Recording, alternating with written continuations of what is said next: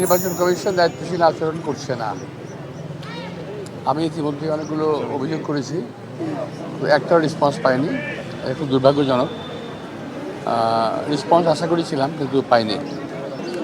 আমি তো আমার শঙ্কা আগে থেকে বলে আসছি, ইট ইজ নট নিউ। আমি প্রথম থেকে বলে আসছি যে অ্যাডমিনিস্ট্রেটিভ কু হওয়ার চান্স আছে। কিছু কিছু লোকের উপর কিছু কিছু লোকের ঊর্ধ্বতন মহলের দুর্বলতা আছে, তাদেরকে তারা পাশ করাবেই।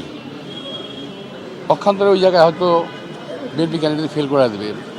কিছু কিছু দলের জন্য এই দুর্বলতা কাজ করতেছে এবং আমি শুনেছি, সত্য মিথ্যা আমি জানি না, একেবারেই ঊর্ধ্বতন মহলের একটা লিস্ট তৈরি হয়েছে যে এই লোকগুলোকে পাশ করতেই হবে, একটা বিশেষ দলের তাদেরকে পাশ করাতেই হবে। এবং তাদের কথাবার্তা আচার আচরণে মনে হচ্ছে যে তারা জিতে বসে আছে। এত বছর নির্বাচন করি কিন্তু কখনোই আমরা এভাবে প্রেডিক্ট করতে পারি নাই যে আমরা জিতেই গেছি। জনগণ ভোট দেবে, কাকে দেবে, কখন দেবে, কীভাবে দেবে সেটা তো জনগণ জানে। কিন্তু আগে আমি কীভাবে বলবো?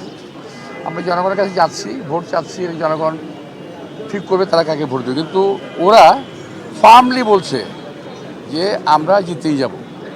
আবার অন্যদিকে সরকার একটা বিশেষ মহল বলেছে ওদের তো সংসদে যাওয়া উচিত। একজন বিশেষ ব্যক্তি বলেছে, নাম বলবো না, যে ওদের তো সংসদে যাওয়া উচিত। তার মানে হলো কিছু কিছু লোককে তারা পাশ করুক আর ফেল করুক সংসদে নেবে। অংশগ্রহণমূলক নির্বাচন হচ্ছে কিন্তু সঙ্গে পক্ষপাতিত্ব হচ্ছে। ঠিক আছে, আমি পক্ষপাতিত্বের কথা বলছি যে এই পক্ষপাতিত্বটা খুব খারাপ।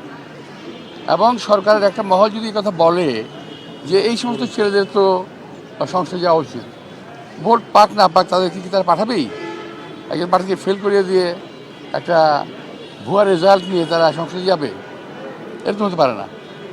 আমি ভোটারদেরকে অনুরোধ জানাবো তারা যেন সকল চক্রান্তের জাল ছিঁড়ে ইলেকশনের দিন যথাযথভাবে তাদের ভোটের অধিকারটা প্রয়োগ করবে, যেটা আমরা আদায় করেছি, অধিকার প্রয়োগ করবে তারা।